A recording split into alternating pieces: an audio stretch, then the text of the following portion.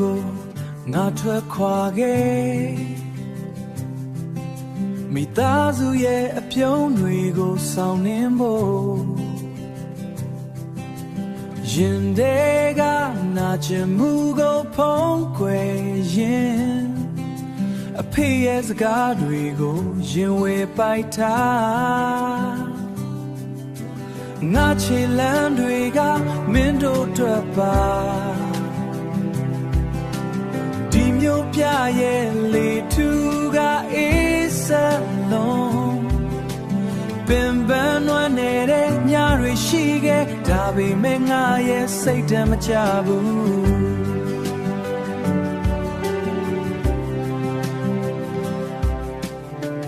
မင်းတို့ရဲ့မျက်နှာကိုပြန်မြင်ရောက်ရင်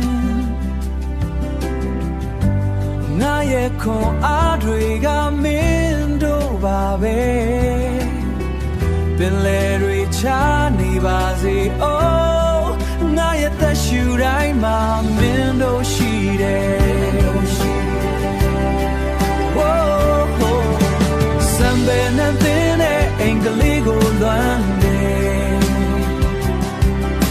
အမေနဲ့အဖေချမ်းမာနေပါစေဒီကဘာမှာအချစ်ဆုံးသူများစီငါနှလုံးသားကအမြဲတမ်းပြန်တမ်းနေအမြဲတမ်းပြန်တမ်းနေ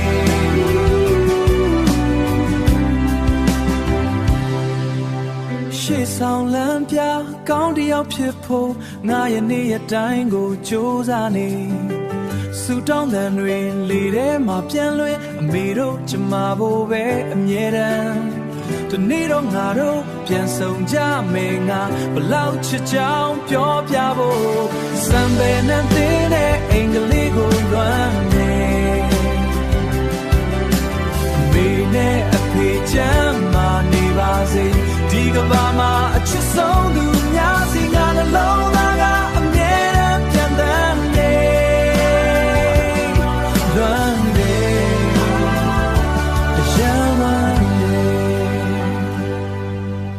စံပယ်ပန်းလေးတွေပွင့်နေအောင်မှာပါ